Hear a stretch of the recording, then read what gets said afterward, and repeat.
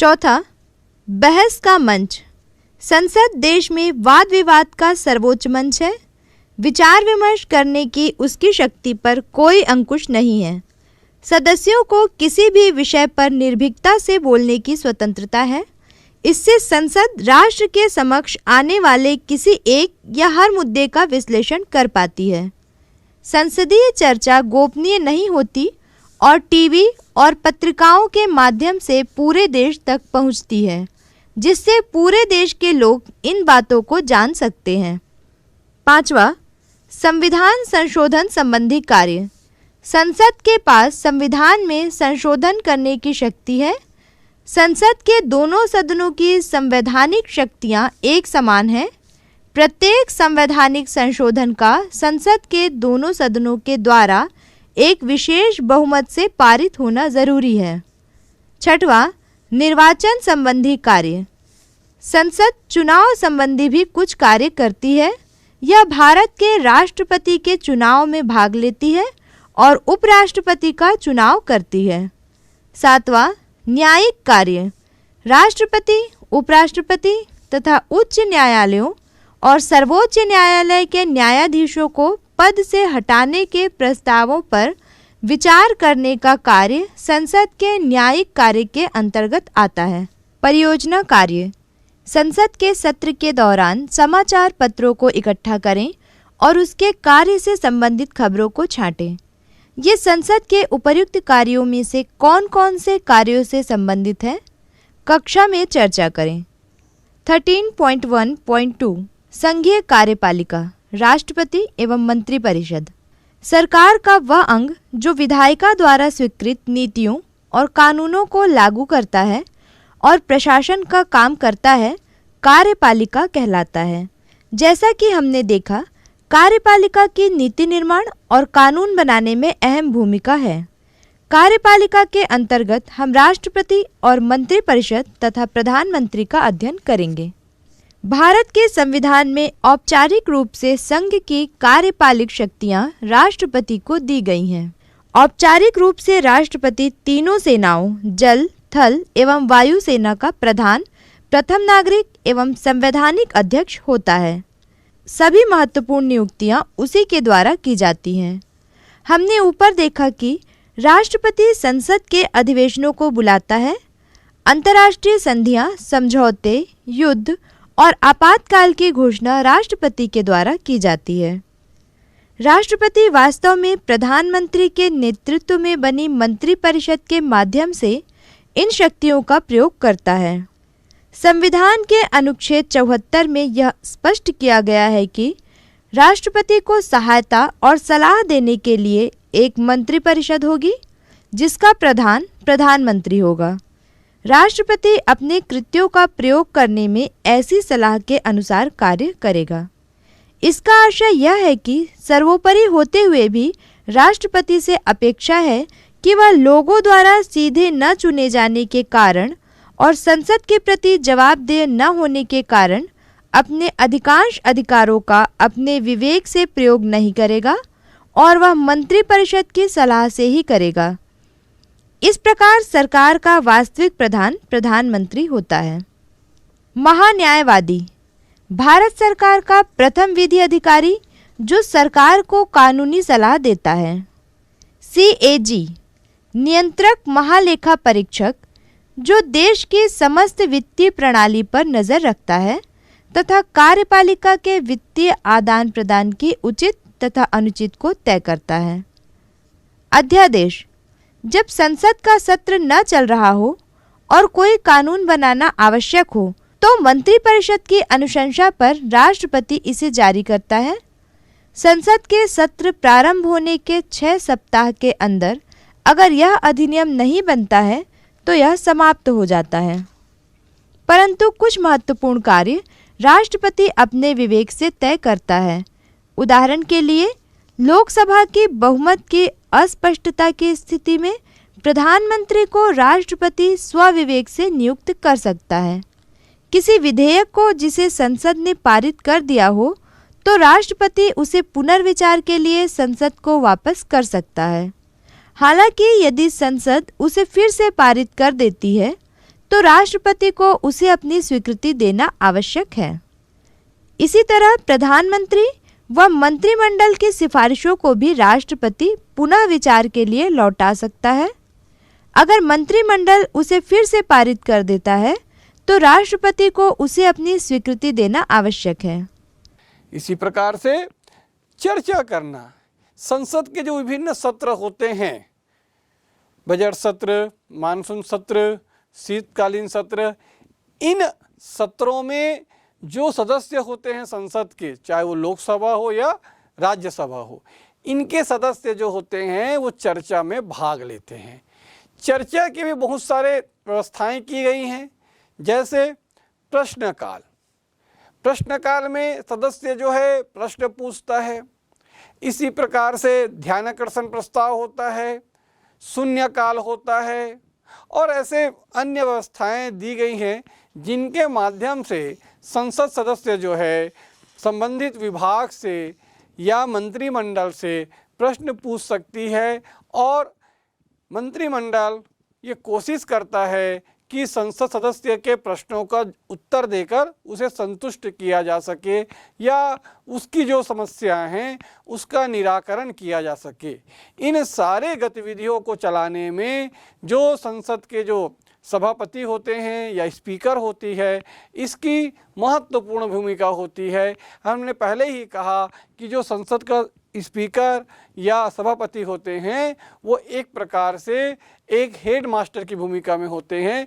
जैसे एक head master, एक प्रिंसिपल पूरे स्कूल को चलाता है, वैसे ही संसद को चलाने की जिम्मेदारी लोकसभा में अध्यक्ष की होती है और राज्यसभा में स्पीकर की होती है, सभापति की होती है, जो उपराष्ट्रपति होते हैं।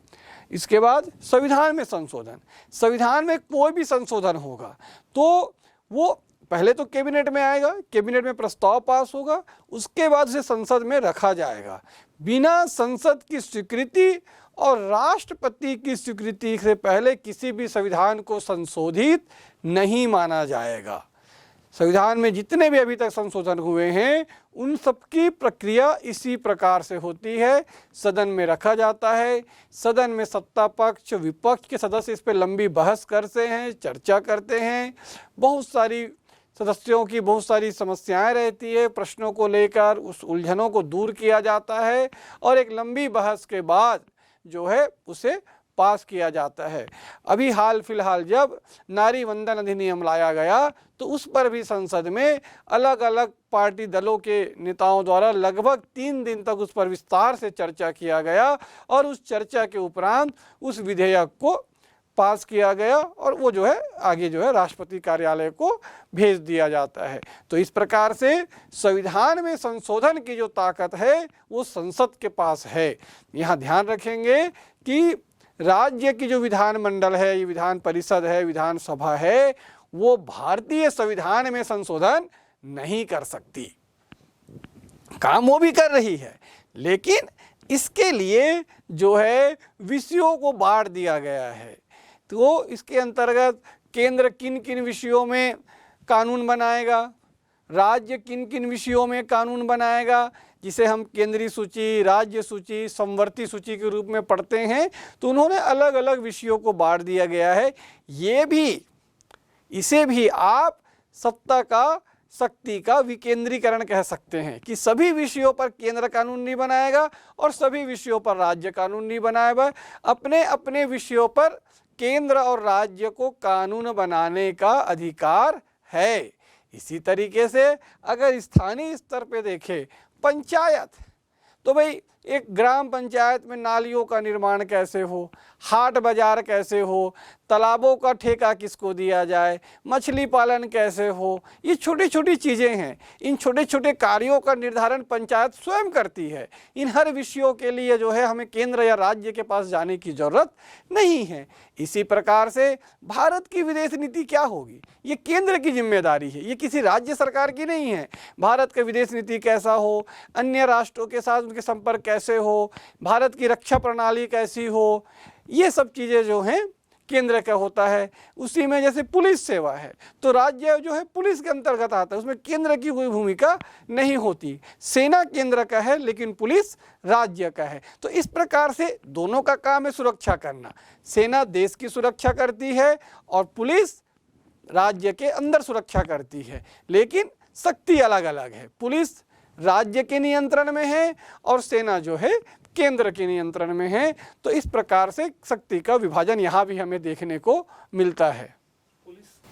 तो इस प्रकार से हम देखते हैं, तो इस प्रकार से जो भी संविधान संशोधन होते हैं वो केंद्र स्तर पे होते हैं, संसद के स्तर पे होते हैं। और संसद में कौन है? संसद में राज्यों के ही प्रतिनिधि होते हैं भाई, चाहे वो लोकसभा का सदस्य हो, चाहे वो राज्यसभा का सदस्य हो। तो ऐसी तो कोई बात ही नहीं है कि उसे वहाँ बोलने का अवसर नहीं दिया गया, उसकी बातों को सुना नहीं गया। ठीक है, आगे देखते हैं निर्वाचन संबंधी कार्य। तो ये जो संसद होता है वो निर्वाचन संबंधी कार्य भी करती है। जैसे देश के राष्ट्रपति और उपराष्ट्रपति, इनके निर्वाचन में संसद सदस्यों की महत्वपूर्ण भूमिका होती है। राष्ट्रपति के निर्वाचन के लिए एक निर्वाचक मंडल होता है। उस निर्वाचक मंडल में संसद के दोनों सदनों के सदस्य, निर्वाचित सदस्य और राज्य विधानसभा के निर्वाचित सदस्य, ये सब मिलकर राष्ट्रपति के निर्वाचन में भाग लेते हैं। उसी प्रकार से उपराष्ट्रपति के निर्वाचन में संसद के दोनों सदनों के सदस्य, लोकसभा और राज्यसभा के, ध्यान रखेंगे कि उपराष्ट्रपति के निर्वाचन में विधानसभा के सदस्य भाग नहीं लेते, संसद के दोनों सदन, और राष्ट्रपति के निर्वाचन में संसद के दोनों सदन प्लस राज्य विधानसभा के सदस्य। तो इस प्रकार से जो संसद है वो इन संवैधानिक पदों पर बैठे राष्ट्रपति और उपराष्ट्रपति के निर्वाचन में भाग लेती है। उसके बाद है न्यायिक कार्य। कई बार बहुत सारी न्यायिक उलझनें होती है, कई बार न्यायपालिका के द्वारा बहुत सारे निर्णय दिए जाते हैं, जिसे जो शासन या शासन स्तर पर जो स्वाभाविक ना हो, ऐसे कानूनों को परिवर्तित करने की भी शक्ति जो है संसद के पास है। या एक प्रकार से हम कह सकते हैं कि मैंने पहले ही कहा कि शक्ति का विकेंद्रीकरण, सभी अपनी अपनी जगह पे पावरफुल है। ठीक है, आप देखेंगे संसद कोई कानून बनाता है तो उस कानून को न्यायपालिका रोक सकती है या उसमें अपना निर्णय दे सकती है। उसी प्रकार से सर्वोच्च न्यायालय जो निर्णय देगी उस निर्णय पर संसद पे भी चर्चा हो सकती है और उस निर्णय को बदला जा सकता है या रोका जा सकता है। इसी परिप्रेक्ष्य हाल फिलहाल हम देखते हैं दिल्ली संशोधन बिल आया था। दिल्ली में जो प्रशासनिक संशोधन बिल लाया गया था वो इसी की कड़ी है कि सुप्रीम कोर्ट ने कहा कि भाई वहाँ जनता के चुने हुए प्रतिनिधि है तो वहाँ मुख्यमंत्री जो है अधिक शक्तिशाली होनी चाहिए। सरकार का कहना था कि नहीं भाई, चूंकि वो यूनियन टेरिटरी है, केंद्र शासित प्रदेश है, तो वहाँ उपराज्यपाल जो बैठा है केंद्र का प्रतिनिधि वो महत्वपूर्ण है। तो इस प्रकार से अंत में एक अध्यादेश लाकर उस कानून को बदलने का काम किया गया। तो इस प्रकार के संसद में न्यायिक कार्य भी किए जाते हैं। अब देखते हैं संघीय कार्यपालिका। तो संघीय कार्यपालिका में हम देखते हैं प्रमुख रूप से राष्ट्रपति, उपराष्ट्रपति और प्रधानमंत्री। तो अभी देश की राष्ट्रपति हैं, दूसरी महिला राष्ट्रपति हैं, ये प्रथम आदिवासी राष्ट्रपति कह सकते हैं आप, श्रीमती द्रौपदी मुर्मू जी हैं। उसी प्रकार से उपराष्ट्रपति के रूप में धनखड़ साहब जी हैं और प्रधानमंत्री के रूप में सभी जानते हैं नरेंद्र मोदी जी हैं। तो इस प्रकार से इनका निर्वाचन कैसा होता है इसको हम देखते हैं। तो इसमें हम देखते हैं तीनों की उम्र है।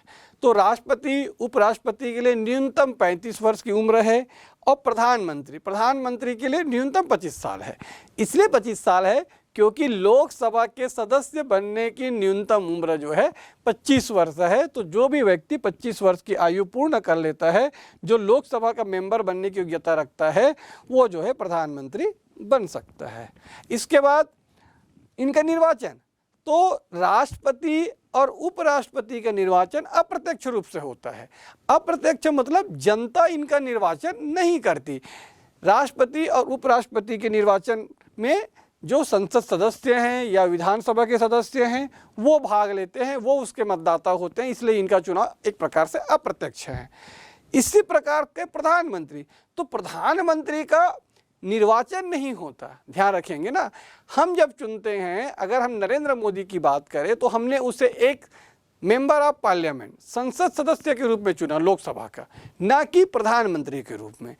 आगे वो बहुमत दल के नेता थे तो उनको प्रधानमंत्री के रूप में पेश किया गया और बहुमत मिलने के बाद राष्ट्रपति जो है प्रधानमंत्री मनोनीत करता है। इसी प्रकार से इनकी योग्यता, तो सब में संसद सदस्य बनने की योग्यता होनी चाहिए।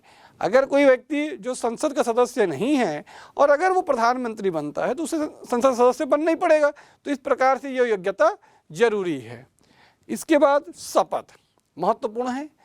हमारे यहाँ जितने भी संवैधानिक पद हैं देश में, सभी में शपथ लिया जाता है। किसकी शपथ ली जाती है? संविधान की शपथ ली जाती है, क्योंकि प्रत्येक संवैधानिक व्यक्ति जो संविधान को शपथ लेता है वो बताना चाहता है, वो जो शपथ लेता है कि भाई मैं संविधान के अनुसार कार्य करूंगा, संविधान में लिखी गई बातों का पालन करूंगा, संविधान के बाहर कोई कार्य नहीं करूंगा।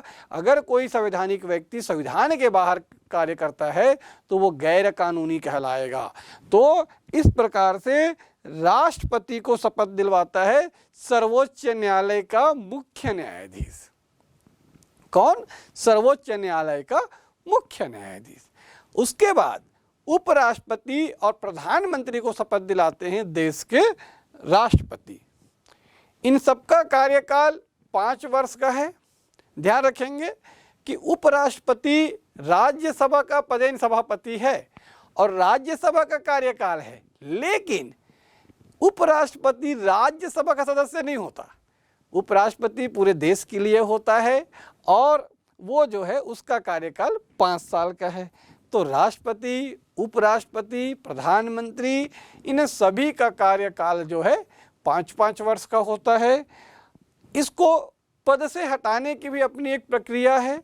राष्ट्रपति, उपराष्ट्रपति को ऐसा लगे कि वो अपने संवैधानिक दायित्वों का निर्वहन नहीं कर रहा है तो महाभियोग के माध्यम से सदन में बहुमत के आधार पर इन्हें पद से हटाया जा सकता है। पर यहाँ पर स्पष्ट करना चाहूँगा कि भारत में आज तक किसी भी राष्ट्रपति या उपराष्ट्रपति को महाभियोग के माध्यम से पद से हटाने की आवश्यकता नहीं पड़ी, या दलगत राजनीति से ऊपर उठकर इन पदों को जिसने भी धारण किया है उन्होंने सदैव एक अच्छी परंपरा का निर्वहन करते हुए अपने कार्यकाल को पूरा किया है, या कभी आकस्मिक मृत्यु के चलते उन्हें पद से मुक्त होना पड़ा है। नहीं तो भारत में लगभग सभी राष्ट्रपति, उपराष्ट्रपतियों ने अपने कार्यकाल को पूरा किया है। इसी प्रकार से प्रधानमंत्री, तो प्रधानमंत्री का स्पष्ट है भाई कि वो जब तक उसके पास बहुमत होगा, लोकसभा में बहुमत होगा, याद रखिएगा ना, संसद में नहीं, संसद के लोकसभा में बहुमत होगा, तब तक वो पद पर बने रहेगा।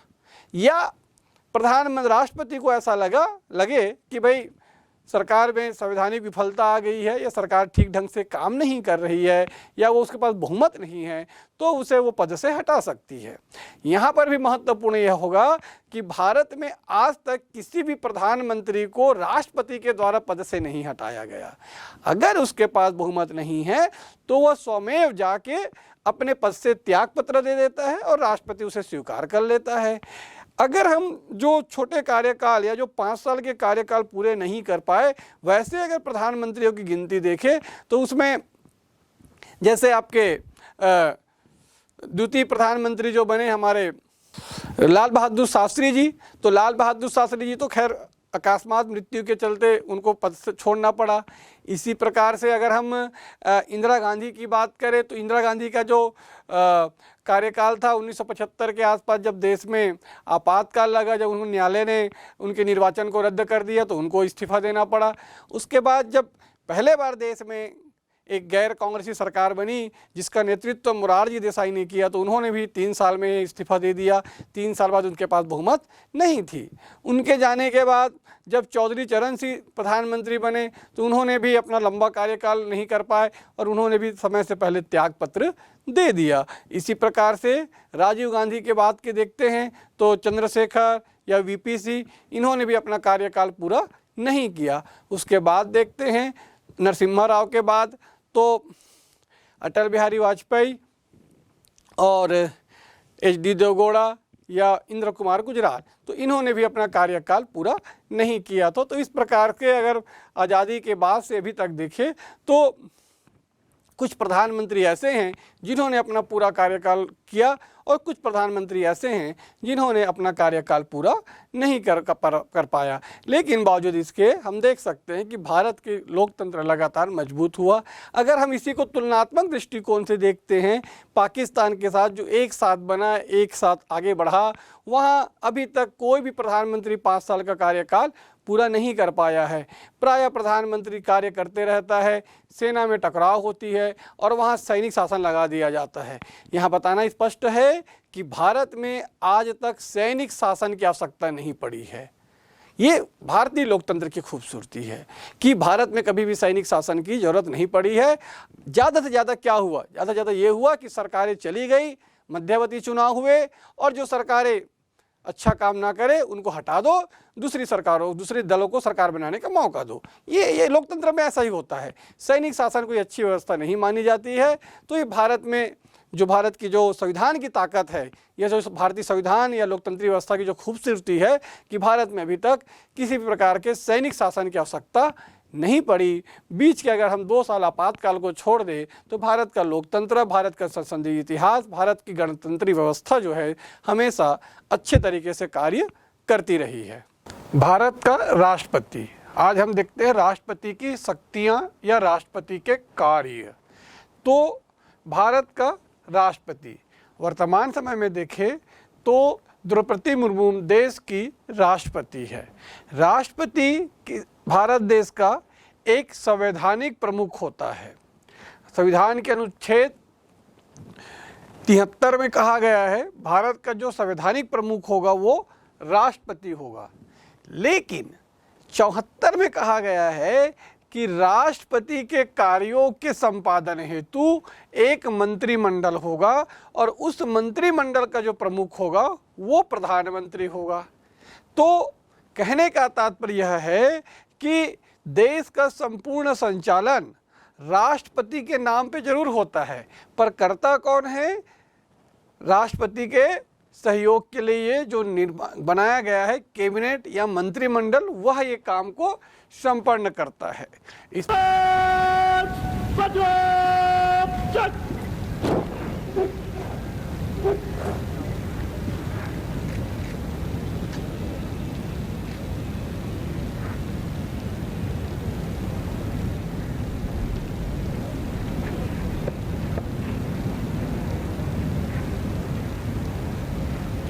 महोदय, अंतर सेना समांतर निरीक्षण के लिए हाजिर।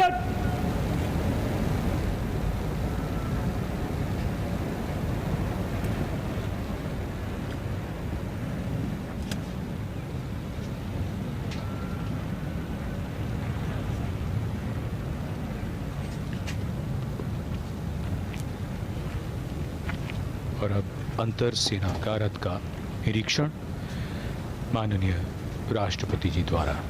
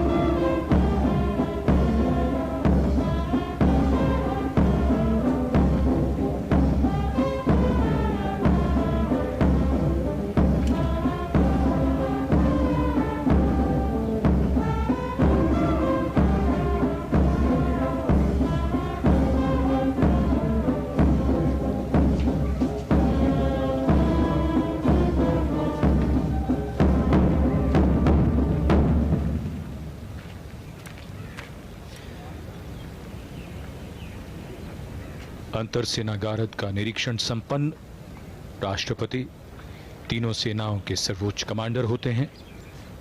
माननीय राष्ट्रपति द्वारा ये निरीक्षण हुआ और अब अभिवादन स्वीकार करते हुए यहाँ उपस्थित गण्यमान्य व्यक्ति As the Supreme Commander of the Armed Forces, the President of India, Srimati Draupadi Murmu, inspects her first Guard of Honor. And now alights at the saluting base here at the forecourt of Rashtrapati Bhavan to be greeted, to be wished and to intermingle with the dignitaries present here.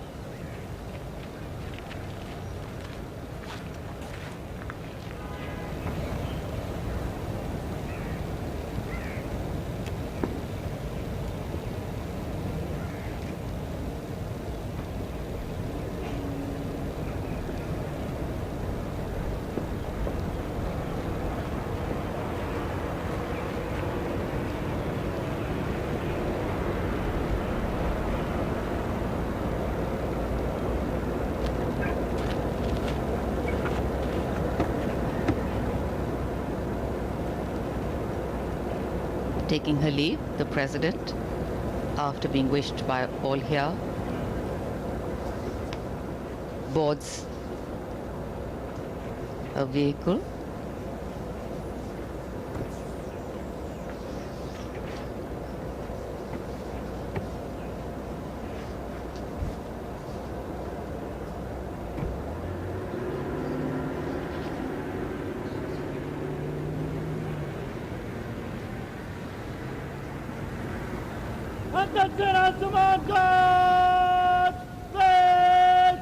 Bharat को बदलते हुए देख रही है दुनिया। यहाँ से भारत की गौरव गाथा में एक और अध्याय जुड़ता है।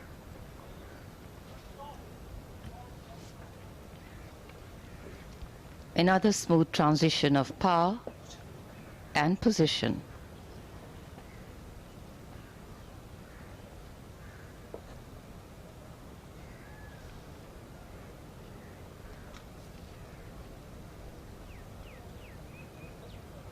And as the mantle of the constitutional head as President of the country is donned by Srimati Draupadi Murmu,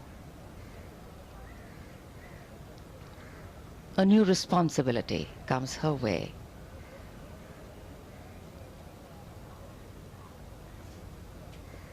With her previous background, with her wisdom,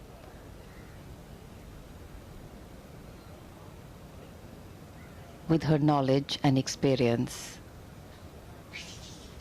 she is sure to take this democracy forward with the right values.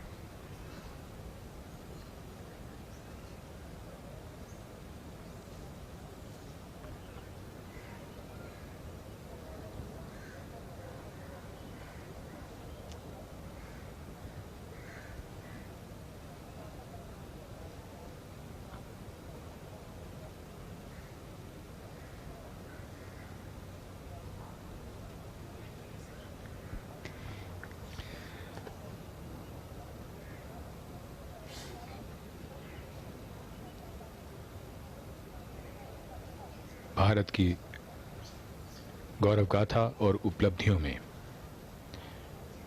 सबको साथ लेकर चलने की जब बात आती है तो ऐसी घटनाएं और ऐसे महत्वपूर्ण मोड़ इतिहास में दर्ज हो जाते हैं। आज ऐसा ही अवसर है जिसका समाज के हर तबके पर, हर वर्ग पर गहरा असर पड़ेगा। In today's world, when the rate of change is so fast, when memories are forgotten even before they are made, certain pictures of this ceremony will always be etched with us. Because these are special memories. These are memories capturing tradition, transition.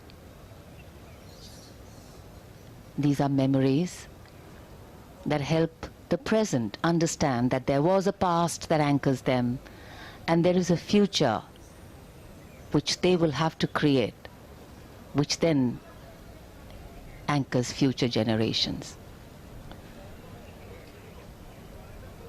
It is this passing of the baton, it is this passing